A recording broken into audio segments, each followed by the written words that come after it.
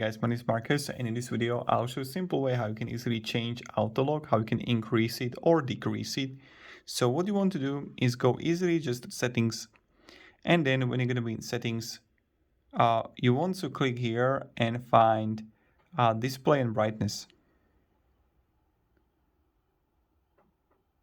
When you're going to click on display and brightness, you're going to have the light, dark, and then the brightness, night shift, and then you're going to have the auto lock here. So when you're going to click on it, you're going to have the 30 seconds, 1 minute, 2 minutes, 3 minutes, 4 minutes, 5 minutes, or whatever. So this is how you can easily change it, how you can disable it. It's nothing that's really difficult.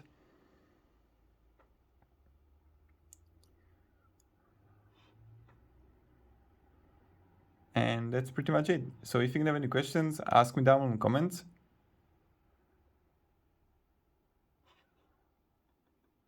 And have a great day and goodbye. See ya.